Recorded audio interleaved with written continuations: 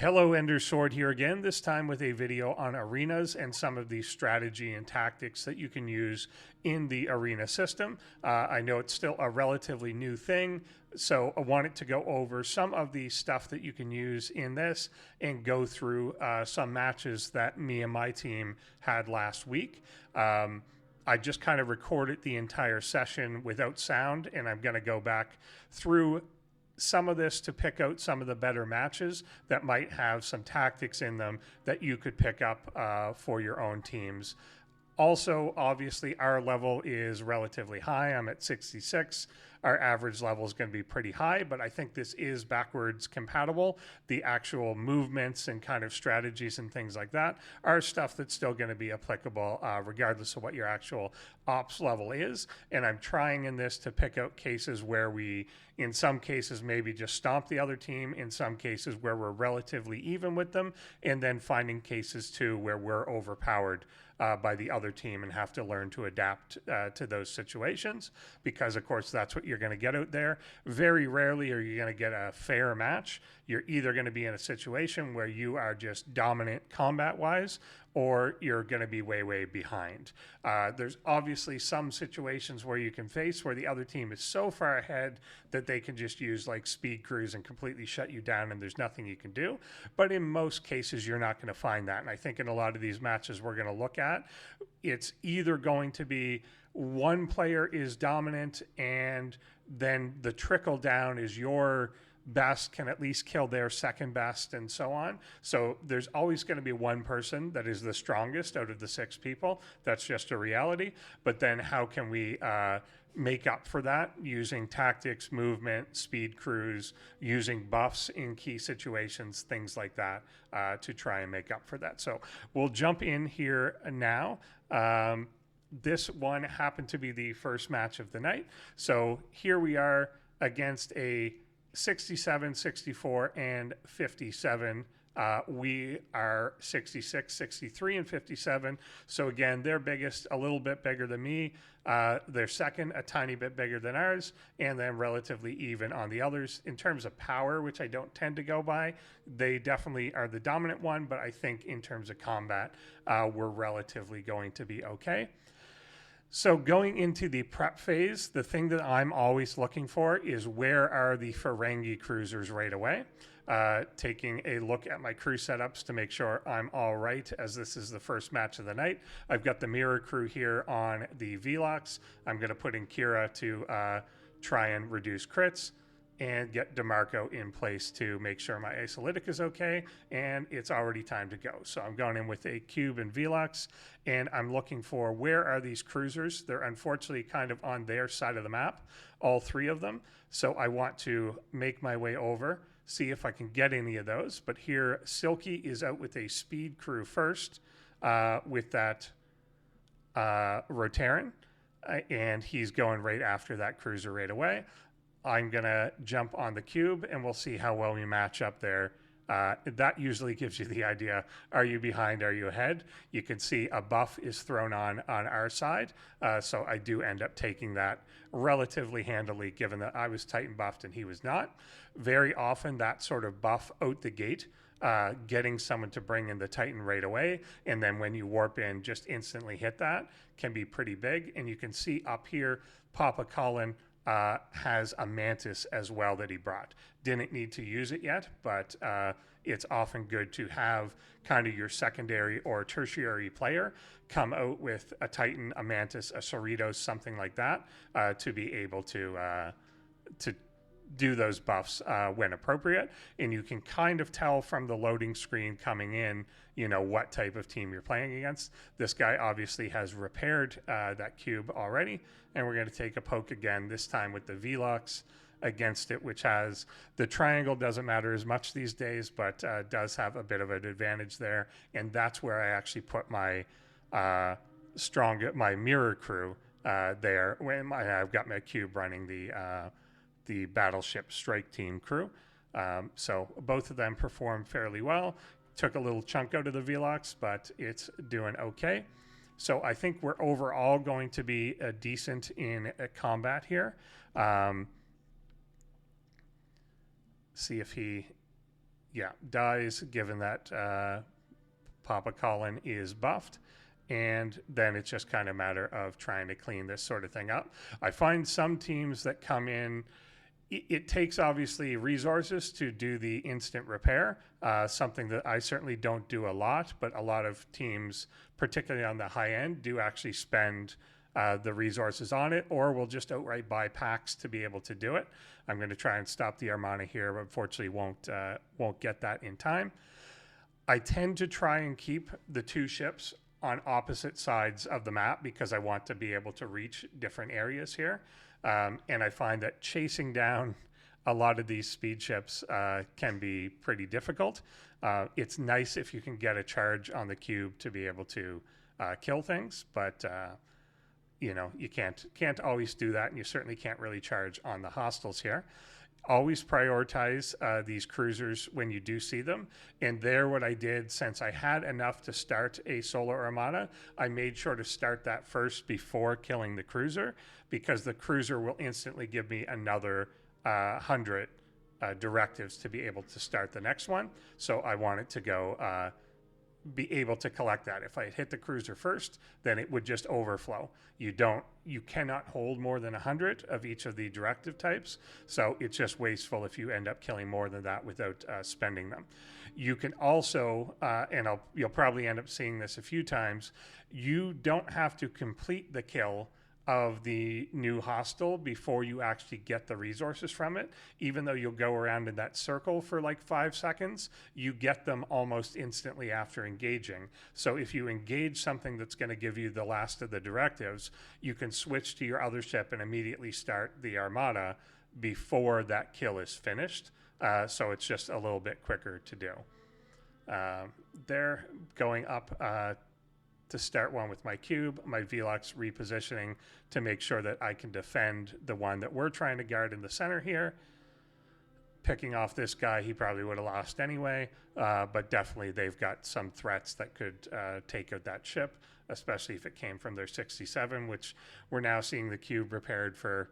This one may be a genuine repair. It was a little while, but that time it does win as I'm debuffed, so good on them to be able to do that. We do, however, get our armada in the middle off, though, and now I'm looking to see what I can do to save our armada at the bottom, because I'm sure his cube is going to be trying to get there. The Akira chasing that Enterprise down. You see Papa pulls out the Talios there. One trick, if something is in the armada and locked in, already in, it does not have to be back within the 10 seconds. So he can fly back in with only 5 seconds left, get back in the circle. It will re-engage instantly, and he still gets credit for that. So he smartly moved away from that center point to be able to do that. To be able to get that armada off. Grilka there at the bottom, we didn't get to see it, but actually did the same thing, that she was in the circle, pulled away with the Talios, and flew back in too late for that cube to be able to pick her off. So even though that cube in the middle right now is pretty dominant, my Velox is dead, my cube is Mantis, and I'm trying to defend my own armada up there. Now I go to put a backup in it. I'm hoping to, one, stop him from taking my cube out. I think he will end up winning this fight. And I want my Rotaran in. He's going to have a couple seconds where he actually could have retargeted and finished me off there, but he doesn't get it in time. So despite winning that fight, the Rotaran is going to get this off, and we're going to end up with the victory here in a moment as soon as that does trigger. And this is me kind of obsessively going in to see why did I lose? I think I know why I lost was because I Mantis. I think other than that, it's a reasonably even matchup, as we saw at the very start of the fight when my cube hit his. But overall there with the Mantis, he was going to win. So that's a good situation where he's got the dominant ship that's out on the field at the time, given that he debuffed both of mine. One of my powerful ones was dead. The other one was debuffed. So I had to still find a way to get that armada done. So it was a matter of swinging a second ship in to do it. And then throughout trying to guard your teammates' armadas while they're getting them off, trying to stop theirs, etc. So I think that is match number 1. I will skip ahead a little bit until we get our second match. This one is going to be also against a pretty comparable team, I think. And we're going to look again at the starting point that I'm going to come in looking for the cruisers right away. And I want to get as much damage done. Usually I'm coming in with one ship trying to do PvP, the other one going for that cruiser. So my cube came across looking for things to hit. Their most dangerous ship is this Kaskari here. So I am out with the cube, which is now buffed, looking to try and take that out. We got a Mantis debuff on the Kaskari, and we're able to take that out. I immediately start an armada down here on the bottom right and then go after another cruiser yet again so that I've got another one locked and ready to go. And now I want to go picking off the weak guys. So that's provided enough cover for ours to get a couple of their solo ones off first. Now just bullying people with a beam to go after some of the weaker speed ships is an option. At my level, that's probably not going to be the case lower, but you can still use, if you're bringing a cube into the combat, the beam is usually enough to take out the hostiles themselves. So particularly if you see a Ferengi cruiser across the system and you want to beam that down, then that can be a pretty good use of that. Or if somebody is using a small enough ship that it is killable by your beam, then that's something that you can definitely go for here. Yeah, and I'm trying to kind of make use of that. This one doesn't quite kill it. But we're now kind of in cleanup mode that once the big ships are taken out, it's a matter of staying usually on their side of the map, on their side of the system, I guess, to try and intercept them as they're coming in, as we want to drop them and prevent them from really getting anything going here. Here, I've started one at the bottom. Papa has started one at the top. Often that's going to just sync up by accident anyway. If you're both killing hostiles, killing the solos kind of as quick as you can, you're both going to have one available around the same time, and getting those off quick so that the other team cannot start one. So now we've got both armadas blocked. Even if the other team had one that they could begin, they'd be taking a risk. You can start it over top of the enemy, but you have to obviously be then very confident that you're going to kill them successfully to be able to take them out. Or else you're just going to risk losing those directives. So if we've got both of them covered, I've got a pretty strong ship in one. You see Big Papa actually has a pretty weak one up there with a Mantis. That is certainly vulnerable, but he's got a second ship hanging back that could jump into that at any moment. I'm kind of trying to go on the aggressive side here yet again. He comes back in with that Mantis to try and cover his own armada again, and then brings a Rotaran in to make sure that he's doubling up, which is usually smart to do. Mine is locked in and going to go off here now. He does get his off as I go after the Rotaran here at the top. But here you see now the 67 coming back in, speeding towards this. He's a bit late to actually get this dead, so it does go off, but he's going to want to take out these ships here now, going after the Mantis there first. And then he'll try and get the Rotaran before I can get back to him. But you can see a huge thing that Big Papa did here is immediately starting another armada, even though he's in the act of dying. The moment that that Mantis died, he's able to activate another ship, and he instantly set a Talios to this new solar armada. There's no way that that person is going to then sit there, kill the Rotaran, and still respond to that in time. And at the same time, Grilka also on the bottom right, starting her own in order to keep that going. And I'm just trying to now play cleanup, kind of keep them on lockdown. You can see the score here. This is a pretty big stomp. Even though this 67 was certainly competitive in this match, there were dangers there, but we were able to kind of out-buff, out-debuff, and really outmaneuver. So on paper, this one looks like a lot closer fight than it probably actually was here. And we will end up taking this one as this likely finishes within a few seconds. I think we actually don't even make it to this center one going off. The Enterprise does take out the Titan that is there in the middle. If you're the lower level player in this stuff too, you're gonna obviously have to resort to using some of your lower ships. So try and make sure that those have some utility to them. You're gonna be, if you're kind of like the 57 in this, you may be stuck in a situation where nothing you have is gonna kill anything they have anyway. This 67 that we're fighting probably has 8 ships that are all stronger than whatever our strongest ship from the 57 is. So it's really then about crewing for utility, crewing for speed, using ships that have buffs, debuffs, things like that, using the impulse speed to be able to dart in and out and trying to get your kills. You're going to be focused on being very evasive in that sort of matchup in order to kind of do your job. And we can see there does it very well, and that ends up being incredibly one-sided, especially given that the actual fight itself, in terms of combat power and so on, was not all that one-sided. I think we are going to jump to our third match here. This one, I think we're going to show this is a pretty good team. If I can back up there for a sec as we load in.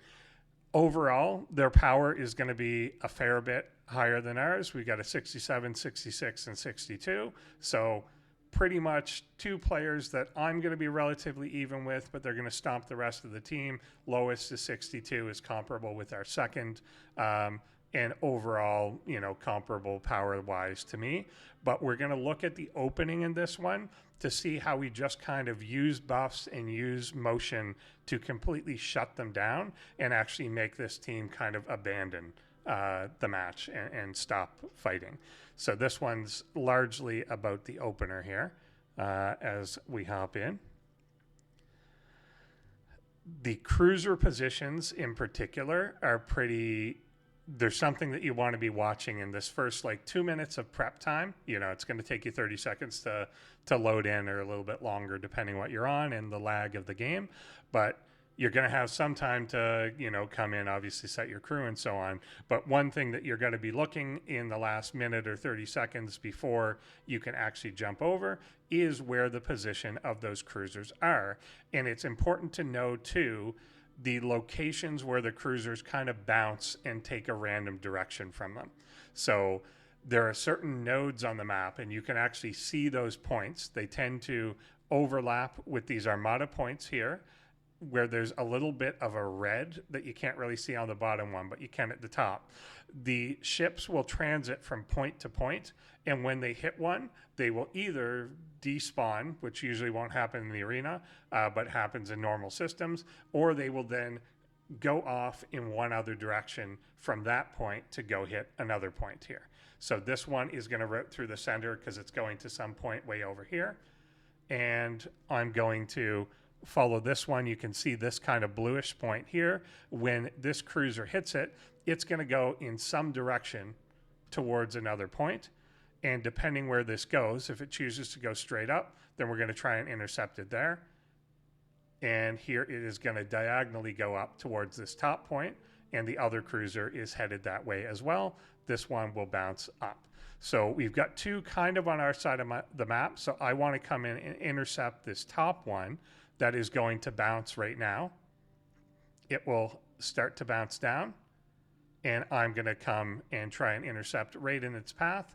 I've got the Velux that went towards the top, Cube towards the bottom. So by using the edges of the system, by going extremely high or extremely low, you can kind of get a jump completely across the system and basically save yourself 10, 15 seconds, depending on what your impulse speed is. Here come in their 2 big cubes. We immediately get one of those Mantis right away, and I'm going for their 67.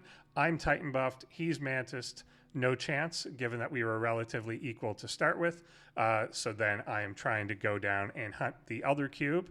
We'll take out the Rotaran target of opportunity there, but immediately came in, hit that cruiser to get the armada directives, and then immediately start at one with my Velox while the board cube is out on the hunt. See this one floating here not moving, that's going to be an easy target, so we'll try and take that out too. And basically what we're trying to do is kind of put in a little bit of a shock and awe sort of thing. We come out the gate buff, debuff their strongest person. I'm still going, instead of waiting for that cube to get in combat, I see a cruiser, go right for it again, and I'm immediately starting. You can see there, starting combat against the cruiser. I don't even have to wait for it to finish. I've already gotten the directives the moment we engage, so I immediately start the other armada at the same time. Then I go after that floating cube that's there, and if you just look, we've already just wiped the board. So coming out with that sort of aggressive attack, starting the armadas quickly, going after the cruisers quickly, despite the fact that on paper these guys were way stronger, we have absolutely wiped them off the board, and they're not even going to come back into this fight.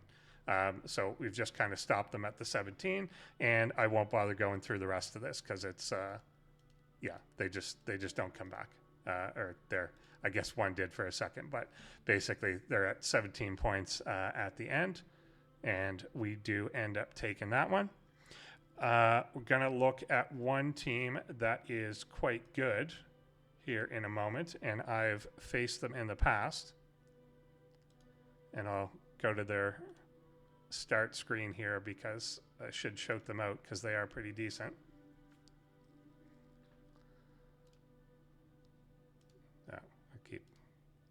There we go. So this team, so it's a 66, a 62, a 56, very, very comparable to us. We've traded out our third player, which was Lady Grilka, for now Prince of Ravens, but also same level. So again, 66, 63, 57, pretty comparable here, but this team is quite sneaky in terms of using speed, using evasion, and using some of those tactics of jumping in and out of armadas in order to be able to stay competitive. So this one we faced a lot. You can see that we're Platinum 1. They've got a couple guys that are Platinum 2, and then a gold versus a silver. So these guys have worked together a fair bit in this and have done pretty well. So we'll take a look as this one starts. So once again, I'm kind of assessing where are the cruisers at the start of the fight. I'm tracking this one towards the bottom, tracking that one towards the top to see which way is it going to bounce. If one comes in my direction, that's the one I'm going to go after more quickly. And if one bounces away, then I may decide to cut it off. So there I bring the Velox in high to go after that cruiser, and the cube is going to come right through the middle. And then as soon as I can see the Velox, I want to shoot for it. They come in with a speed crewed Voyager to give you some idea of the type of thing that they're doing. I'm going to try and track that down, but he does a good job of getting out of there really quickly to not let me do that. Cube makes the way across, and I'm going to now switch to target with him instead. There I catch him. The Velox will come after the Cerritos here, which I now expect to try and start a armada fairly quickly, given that he did pick up the cruiser. And I want to move down to intercept this one. Get there, I believe, in time to cut that off. The Sompak tries to move in. Sometimes you get the graphical issue that is in the circle, even though it doesn't look like it. And then I'm going to go after the cube. Again, you'll notice that I am buffed. So going after their bigger player to try and knock him out, and then killing that Sompak as it comes out of the arena, or comes out of the armada, I mean. Our guy, Prince of Ravens, taking the armada on their side near where I have a strong ship.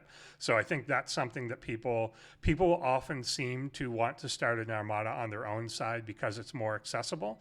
If you've got a strong player that is kind of anchoring an area, then consider starting an armada near where they've already got a strong ship so that you've got support in that area already, and you can basically just kind of go and try and join that support.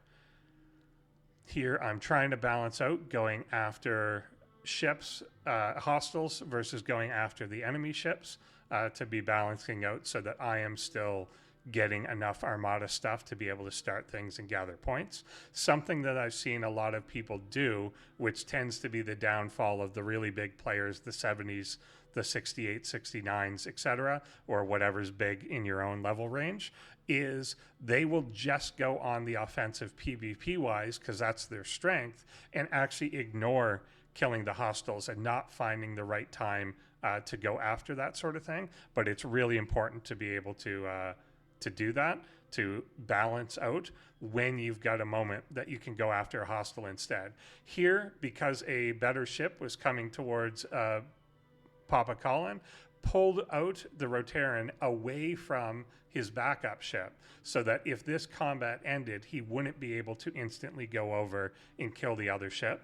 By having two in the circle and pulling one away, even though it's going to end up killed, if you can move it a few seconds away, that's going to buy time for your other one to get that start off, which it did in that case. Now we've got their 66 out with a speed crew on a protector. The protectors in this can get pretty crazy. I've seen some people at like level 51 with like 800 million power protectors, which I guess you can only do at this point by putting a lot of money into it, but they're not actually level locked. There's a couple points that they're level locked, but you can get it all the way to like tier 11 or something crazy, still being at like level 49 or 51, or I forget what it is, but some of the people can get that quite high. Now here, this lower player going for their own armada in one of the main ones, and you can see here, wanted to get both ships in. We are able to pick off the Voyager, but the other one goes in and registers as part of that armada, but then tries to back away. So that Gorn Eviscerator has been registered as being in that circle. So if it makes it back in the last 10 seconds, then you would still get the points for it. Our overall points here are still pretty even. We're at 203 to 129, so we can't afford to be giving them 300-point armada. And you can see he's trying to keep it up here, which I'm keeping an eye on, because that's going to try and sneak back in within the last 10 seconds. So I want to make sure that I am always keeping a ship between wherever that Gorn Eviscerator is and this circle. Here, he was trying to pull me away. I don't let it happen, actually just end up shooting him, but I would have been in the way there anyway. So the idea is to always keep that ship internal to between me and where he needs to go, so that when he tries to make that dart in, I'm able to pick him off and he's not able to actually get there. Which is something, again, they're going to try and pull you away, or you're just going to get jebaited away on your own.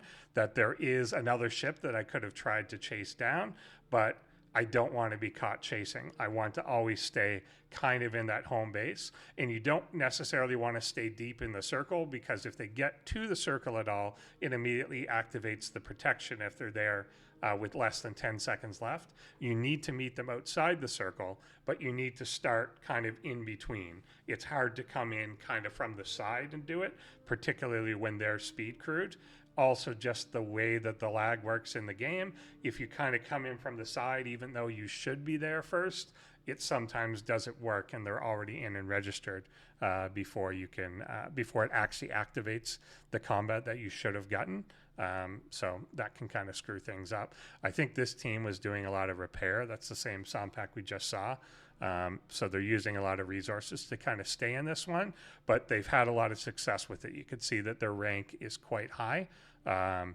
So yeah, I think overall we fought this team several times. I think they beat us the first time we played them, because these are just pretty good tactics that they're using.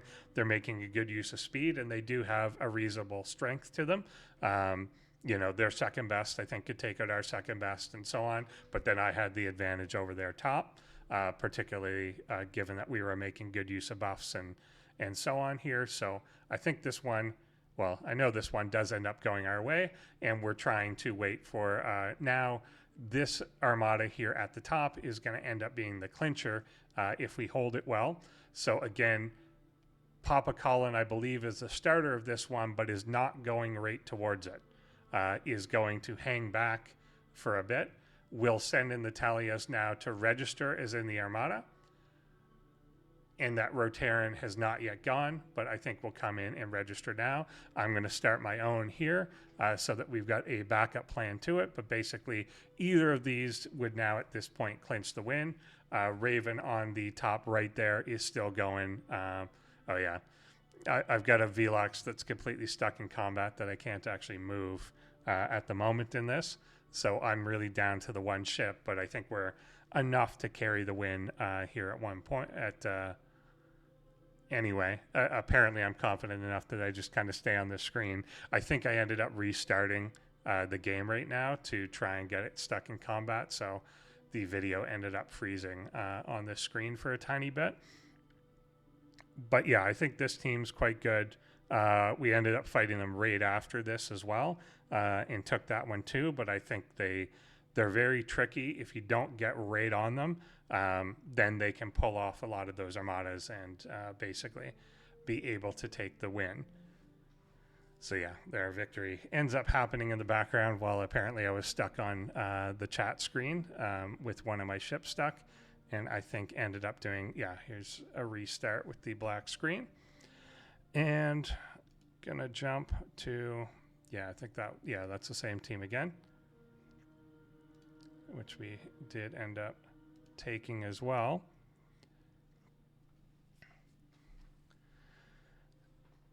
And now jumping into, I think this will be the last one that I go over, but this one was really probably a good example of where we are just overpowered by the other team and then have to find a way to take this. So they've got a 69, a 64, and a 62. And of course, the game times out.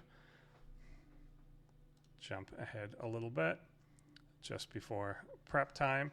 Again, this time I'm coming in with a different mentality. We're probably not going to be able to kill the 69, at least not consistently, not without a lot of buffs, debuffs, something like that. It depends. I find I do pretty well against 60. Anyone my level, I don't even worry about. If they're 1 or 2 levels higher, you can probably still be in the same ballpark. 69 and 70 is where it starts to get hard. A lot of 70s are basically unkillable, but 69 is in that. They should be stronger, but it kind of depends area. But this guy does end up being pretty good. Had a little bug there with one ship coming in, the Velox, and they go right after the cruiser with that speed protector, and then he's doubling up into that Armada circle as I try and go for the Enterprise. I want to now try and take out as much as I can before I really have to deal with the 69 directly. So I'm able to take out the 64 cube, but then the 69 here coming in for the Velox should drop me in that one. Does take me out. So now I've got a dead cube to his Velox and a dead Velox to his cube. So pretty much confirming that, yeah, the 69 is going to do pretty well here. I'm repairing the cube quicker, the cube first, and then going to the Talios and the Rotaran. Rotaran is still going to be able to beat most of the other 2 guys, but not that 69. And then the Talios is the one that I've got my own impulse crew on. So here I've got 2 tasks. One, to go after hostiles myself, but also to now use my speed crew to go after the speed crewed ships from the other team.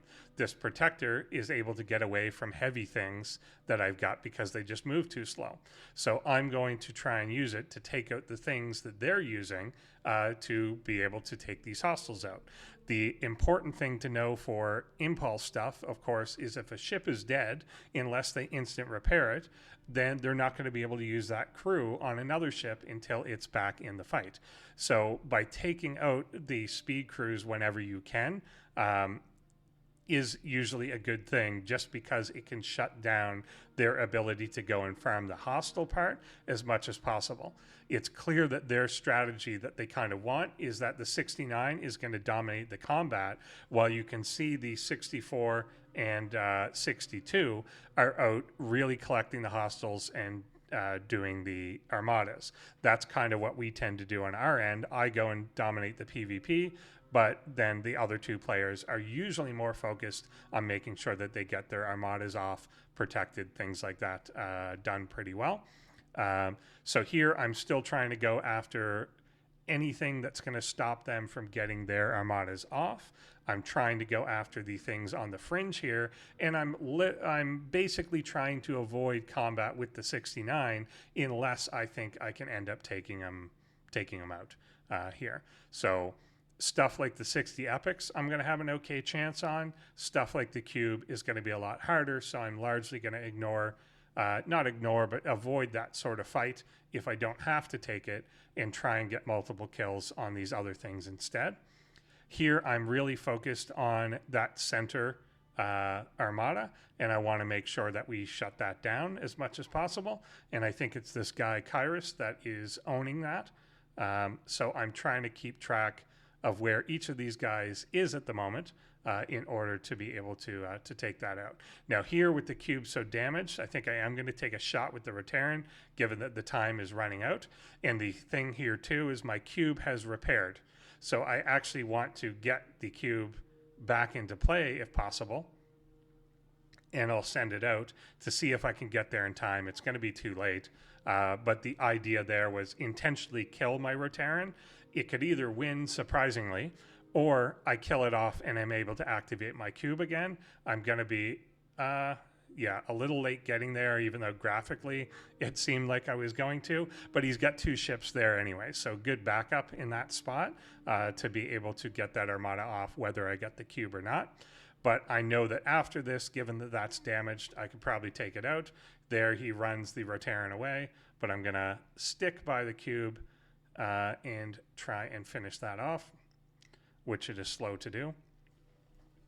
My Talios died there in the meantime, and I can get another ship in. And I'm going to go for the Enterprise in this case because it's anti-crit. So I figure it will be a decent matchup if I end up fighting that Rotaran. And there is his Velox, which unfortunately I don't really want to fight on my cube, but that is likely what he's going to try and do, and he does. So I get half the hull there, but that is off the table yet again. So now my cube, I am actually going to repair in this case. I don't usually do a whole lot, but I think that was probably the only time I did that whole day. But getting that back on the table, given that the scores were behind on this, but it's still within reach to be able to do that. The Enterprise taking out his Rotaran. I can't attack the Velox there. Probably would have died anyway, but I'll go after some of this other stuff. The slightly weaker 64 cube, it's not fully up to tier 14, so that seems like a good target, and we'll go after that. But don't quite get it with the hostile getting in the way here. And we've started one in the center that we need to get someone back to, and they've started one in the center as well. I'm going after the Didorex to try and stop them from stopping us. Hopefully one of ours swings back in there to take that. Can't quite see it. There is Papa Colin coming in below the 10-second mark with the speed Talios to try and get there in time. Here, I'm going to send the cube back to try and finish off this Velox and prevent that armada from going down. The Enterprise moving more towards the center to try and chase down another Rotaran. Cube does win there, taking a lot of damage, but doing okay. Starting my own armada again, and I need to stop theirs. So in the middle, we are trying to guard this. Trinity with the Voyager up there is going to be the target, and we're going to try and intercept that from the side just before the timer starts. Do get it, and that ends up kind of saving the match. We're currently at 651 to 602. So that was really the clutch play there. You could see Raven trying to start his own armada on the left, even though he didn't look like he was in the circle, but was there. So being able to stop that one really saved this whole match. Otherwise, we would have lost there. I'm going to try and start another. I think I've got enough for the center, but I want to go after a few ships here first. The cube is back in, so he has repaired that. And now I'm really trying to make sure that they don't get anything going. If we get one more in the center, then that would be enough to win. But you can also, towards the end of these matches where you haven't quite hit 1,000 points, if you get below 90 seconds, then they don't have enough time to start one in the center again, and it no longer matters. So if you've got a lead going into the last couple minutes and you can just play a prevent defense that prevents them from getting their solos up, you don't necessarily have to advance yours as much to stay ahead. You could just kind of protect your lead and make sure that they don't get the middle part. Here, his cube coming in again. We've got another one on top. Again, the speed Talios goes in to register, and he immediately pulls that away to go try and kill other hostiles. My cube, again, dying to his, so we know that we're not going to win in a lot of these straight-up fights. He's just going to be a little too strong, so I've got to be evasive again. We're going to bring the Velox that is now healed up and probably take another whack here to see whether or not we can do it. And this time, yeah, am able to take that out with the ship type advantage and just the crewing, I think, on those things that I've got, you know, the mirror crew that worked pretty well in that matchup against them. The Velux gets in the middle. I've got the Enterprise at the top of the screen as backup, which is already registered, that I'm now going to send back in case that one dies. And they've got nothing left to stop us, and we're going to end up carrying this one. So a really good match. I think this was the closest one that we had all night. There was one that we actually lost, which are our first match of the night, and I just hadn't turned the recording on yet, or else I would have shown that. So, you know, I'm happy to show losses if I had one, but unfortunately, I think we literally went 24-1. And the first one we played was actually the only one we lost, and I hadn't turned the recording on for it yet. So that is pretty decent one. I hope that gives people some idea of kind of how these sort of things play out, and like that last one being a good example of where we were generally losing the fights, that I lost, you know, 8 out of 10 of the big ship versus big ship fights against the 69. And I think at this point in the night, we were also kind of out of buffs and debuffs, which would have helped there if I was able to get like a Mantis shot on that cube or a Titan on ourselves. That may have evened things out a little bit. But sometimes you're just going to be fighting someone that you can't win, that, you know, maybe after a few whacks you can take them down. Sometimes you're going to be fighting people that you literally can't beat at all. So you're just going to kind of have to deal with that as a reality of the situation. And figure it out from there. So I think to recap here, I want to basically focus on a couple of the key things that you can kind of apply. Number one is locations entering. Very often just getting off to that quick start means that you get your solar armadas quicker, means that you can then transition to the group armadas quicker. And that often comes down from hitting the Ferengi cruisers right away. If you're kind of keeping a beat on them as you're coming into the system, you know who is going for what, coordinate with this with your teammates. Very often, if you're kind of the lowest player, you're going to be gearing more towards utility ships and speed ships and stuff. Make sure that you're able to jump in and get one of these cruisers right away. Often for myself, that tends to be the bigger one on the team, I'm going to be trying to engage in PvP fairly quickly. So I'm going to have one ship trying to go after a cruiser, the other one coming straight across and looking for one of their bigger targets to try and take them out right away, so that we can move from there. The second thing, utility ships themselves, buffs, getting a rotation with your team. So you and 2 other teammates discuss at the start who's going to have a Titan, who's going to have a Cerritos, who's going to have a Mantis, what sort of targets are you looking for. When you get on that loading screen with the matchup, you can often tell, and we'll kind of call out. I didn't show ones where we were completely dominant on the other team, but in ones where we get into it and the highest players like level 62, we would just make the call like, don't buff, basically, like we're fine save your buffs. And then when we got in something that was usually 67 or higher, then we would call, okay, come in with a Titan, come in with a Mantis, something like that. So having that sort of thing coordinated out, and then having people know what sort of targets they're looking for. And you're usually going to know for your level range what sort of thing you're after. In the 60 plus, you could see very much, it's very often the cube that you're looking to target. That one stands out like a sore thumb anyway.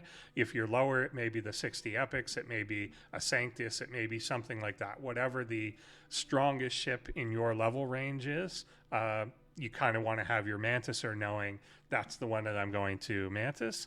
If you've got a Cerritos on your team, you want to know, well, which ship am I best Cerritos buffing in order to help my team on this, so that when you warp in, you're immediately looking for, okay, you've got a Crozier, and I'm going to Cerritos your Crozier, and that's our strong ship for the fight, and then that's going to help you out there. You also want to know what sort of matchup you're in. It helps to know and have a good sense, like as you're loading in, you're very often going to see, okay, our highest is a 54 and their highest is a 58. Odds are we're not even going to touch that 58. They're going to have a whole ship tier above us. It might be worth a poke, but that's not our priority. Now your 54 should be targeting their lower people before you even try and take a crack at it. I think a really good rule of thumb for this sort of thing, and also for things like territory defenses, things like that, any of those fights, is never intentionally take a fight that you don't think you're going to win. Let them do it.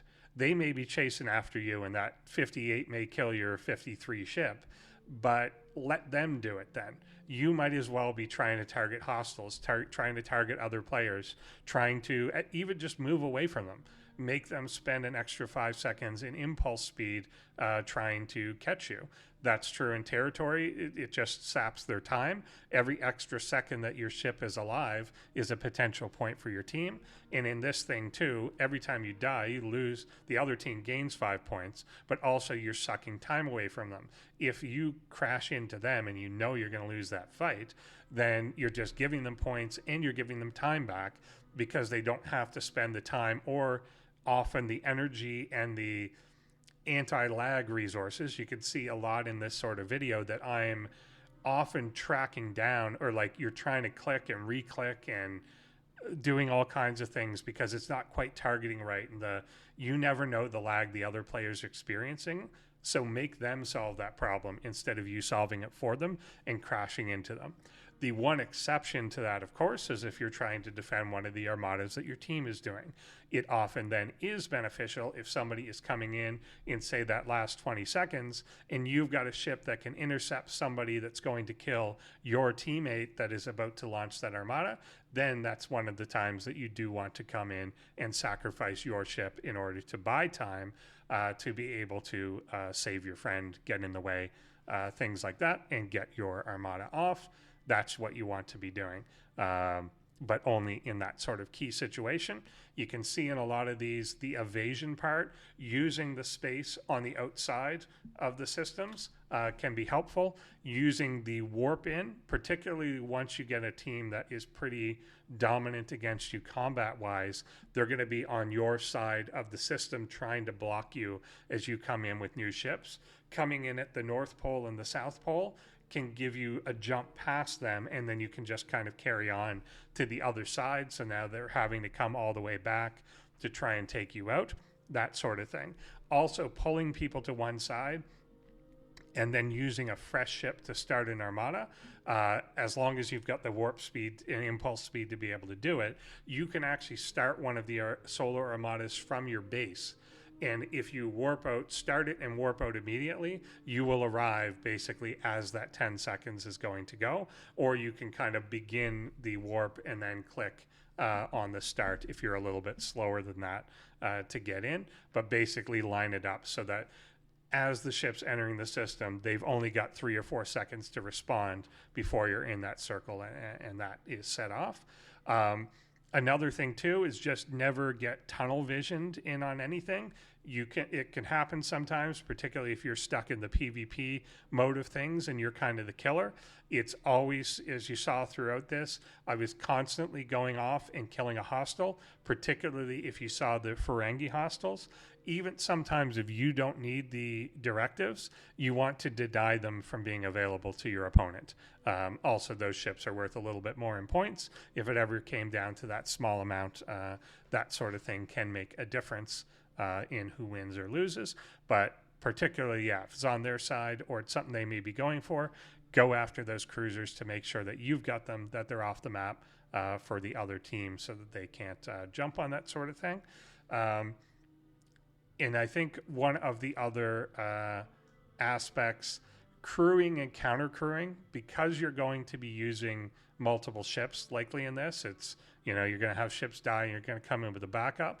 Kind of knowing what you're responding to is going to be a pretty big aspect of it. So often if I was losing in that to something that was more crit oriented, so losing to like a Velox that had the strike team crew on it, like Ducat crew, that's going to be crit focused. So I would then bring in something that was anti-crit focused, which would be like the Weyoun crew. Usually is what's going to come in after that. So it's going to suppress that. And even though I may not still win that fight, it's kind of my best chance to do it because it's the counter to that in kind of the strike team triangle. And there's ways to balance that. There's also the strategy of, do you want to really load one ship or do you want to diversify a little bit and run two strong ones? So in the case of what we just watched, I was fairly diversified, that my Velox had the Tantalus field on it, and it had some of the better below deck officers on it, and the cube was actually a higher power. So the cube is actually, because it was a little bit stronger as a ship, I put less on it so that the two are relatively equal. Whereas if I put all in one basket and you lose that basket, then you've kind of lost some of your combat ability. Whereas if I face a strong player that's like, say, 68, 69, and they're able to kill my strongest, but I'm able to kill their second strongest, then you're kind of still on the table. Whereas if you put everything on the main one and their best ship kills your best ship, then your secondary one is too weak to even chip away at it because you've kind of put too much in one. But you can choose to do that in some cases where if I am coming in with an overly stacked cube, for instance, or whatever your best ship is, you can come in with a super stacked PvP one that has all the below decks, all the forbidden tech, the Q's cannon, whatever it is you've got on your very best ship, and then run your second one as either a support ship buffing or run it as a speed crew, so that you've got your strongest one going around kind of being a wrecking ball, and then your other one is going around killing the hostiles, starting the armadas, things like that, being more evasive. You can also put together 2 or more impulse crews as well. So look into doing that so that you've got a backup when one does end up getting caught and died, things like that. Also, another thing which you could kind of see on the fringes my teammates doing is you don't always have to have 2 ships in. Given that it's a 10-minute fight, if you're kind of the weak one on the team, or you know you're going to get basically bashed by someone bigger, you don't always have to bring 2 ships in. You may be better off starting with 2, but then as one dies, focus on one at a time so that your full attention is on that, and you can try and be evasive and only bring something in once that one dies, so that you don't end up in a situation where 6-7 minutes into the match, all of your docks are completely empty. You know, I've got 8, but you know, a lot of people that didn't buy like the extra ones, you're going to be dealing with 5 or 6 depending on what your level is. So you don't want to just put out 2 at a time, lose that, and then a couple minutes in you're completely out of ships. It takes 2 minutes for those to repair, so you obviously can get caught in a deficit there. And I've certainly had plenty of matches where, you know, 4 minutes in, it's clear that we've just killed everybody and they're waiting for the timer to come back. And I've had that happen to us as well, where you're kind of now waiting on the timers. So by rationing that out a little bit and strategically holding back, you also just don't need to have a ship in at all times at all. So particularly if you're trying to get one of the middle armadas done and you're one of the weaker players, it often makes sense to just not report to that armada at all for the first minute. that you want to hold things back, let things repair, and then kind of poke in with something so that with maybe 40 seconds left, a speed ship comes in, registers, and tries to get out. And then you can have a situation where a new fresh ship is coming for your base, and you've got the speed one trying to get back into the circle at the same time. You're making your enemy try and pick two targets that are coming from two different directions, and kind of keeps them guessing. So that sort of thing. It's often too just takes extra resources from their point of view, that if you start the group armada, the person has to like click on that armada to see who did it and then look around for which player they're trying to stop from being in the middle. So sometimes just by putting a decoy ship in, if you just join the group armada in the middle, you'll join it, you'll flash. They may think it's a priority to take you out because they haven't taken the extra few seconds to click to see who started it. So sometimes just being a distraction can cause them to choose the wrong target. Also, standing on top of your enemy, on your ally ships, can also be a distraction. It's already kind of hard to click on or touch the right ship when it's in a circle. You end up accidentally selecting the armada itself, the circle itself. You need to kind of hit the next button to tab through. If you just stack on top of each other, then it's just going to cause them to misclick. And we're usually talking about missing by a second or two. So if that's something that can work out, then that's an option as well. So I know that a lot of people have been frustrated with some of these, that you kind of get in matchups that you cannot win, and that definitely does happen. However, in the long run, I think you're going to get relatively fair matches, and I want it to show here that you can definitely win ones where your opponent is bigger than you. And I know a lot of people are going to look at this and say, well, you're 66, like you're big. Yeah, but 69 is bigger, 70 is bigger, and we've been able to beat those. So not always. If somebody's 70 and they're really, really good, there's not going to be a lot you can do. Somebody's 69 and they're really, really good, there's not a lot that we can do. But there's definitely strategies that you can use that are going to win some of those. And eking out some of those is going to help you pretty much help you climb everything. It's pretty forgiving in that you can, particularly in the early ranks, you can lose more than you win and you're still going to move upwards in the matchup. So knowing that sort of thing, it is a bit forgiving. There's no reason you can't get to like silver gold, even when you're not really one of the best out there, but you can do it by kind of learning some of these tactics on positioning, even if you're not really winning the PvP fights, and eventually get to a point where you're winning the ones that you're dominant anyway. You're winning some of the ones, or at least a majority of the ones, where you're even with the other team. And then if you can eke out winning even 10-20% of the ones that you should lose by just outplaying them, trust me, that's an option. You can definitely do it. We've won against 70, 68 just because you kind of pull them in all directions, and probably they're kind of bad or something as well, but that definitely exists. Just because someone's stronger on paper, even stronger in practice, that their ships just destroy yours, you can avoid their ships enough in a lot of these cases and use some of these tactics to still pull off the points too. And they often don't have enough time to adapt to your strategy if they haven't really seen it before or played against it. So I encourage everyone to give these a shot again. Talk to your teammates too, coordinate what you want to do in this, and make sure that you're on the same page and kind of assign roles. And I think that's going to help as well. I think I'm going to do more of these. I'm going to try and record some on Monday. I think we're going to end up hitting a lot more 70 players, as I think I'm going to be playing with someone bigger. So I'll have more examples where I'm not the big guy in it, and then see how that adapts or changes what my strategy is as we're coming into this.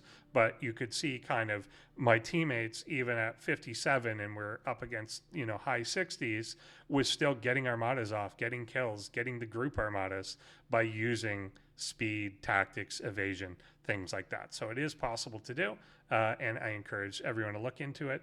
Thanks a lot, and I'll do more soon.